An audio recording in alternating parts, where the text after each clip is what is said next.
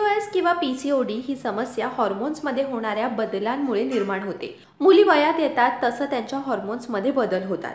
हे जरी खरं असलं तरी PCOS मध्ये चेहऱ्यावर किंवा शरीरावर अनावश्यक ठिकाणी केसांची वाढ होणं, पाळी अनियमित होणं, चेहऱ्यावर खूप जास्त पिंपल्स येणं, वजन वाढ यासारख्या समस्या निर्माण होतात। यावर वेळीच उपाय केले नाही तर या समस्या वाढत जाण्याची सुद्धा शक्यता असते।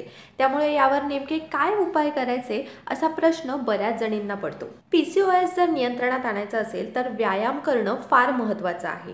खरं तर व्यायाम हा प्रत्येक व्यक्तीसाठीच महत्त्वाचा असतो, पण PCOS सारख्या समस्यांसाठी तर दिवसातून किमान वेळ काढून आवर्जून व्यायाम करायलाच हवा। कारण औषधोपचार किंवा इतर सर्व प्रकारचे उपचार घेतले तरी व्यायामामुळे हे हॉर्मोन्स सुरळीत होण्यामध्ये चांगली मदत होते। व्यायाम करणं हे आपल्या सहज हातात असतं, त्यामुळे हा उपाय करणं जास्त सोपा नाही का? त्यामुळे व्यायाम करायला सुरुवात नक्कीच करायला हवी। व्यायाम केवळ आरोग्यासाठीच नाही तर विविध प्रकारचे ताण कमी करण्यासाठी सुद्धा उपयुक्त असतो। व्यायामाला अगदी तुम्हाला वेळ नसेल तर किमान 15 मिनिटं चालणं गरजेचं आहे। सूर्यनमस्कार सुद्धा सगळ्यात उत्तम व्यायाम प्रकार असून दिवसातून किमान 10 मिनिटं काढून प्रत्येकाने सूर्यनमस्कार करायलाच हवेत। यामुळे हार्मोनल बॅलन्स सुद्धा होतो, निराशा कमी होते आणि वजनही नियंत्रणात राहतं। आपण अनेकदा असंही करतो की वजन कमी करण्यासाठी आपण व्यायाम करायला सुरुवात करतो, पण मग लवकर वजन कमी झालं नाही तर आपण निराश होतो।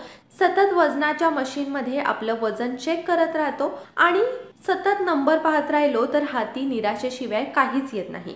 पण निराश न होता तुम्ही जर कन्सिस्टंटली व्यायाम करत राहिला तर तुमचं वजन हळूहळू नक्की कमी होण्यामध्ये मदत मिळेल। लहान लहान गोल सेट करून व्यायामाचं नियोजन केलं तर त्याचा अतिशय चांगला फायदा होतो।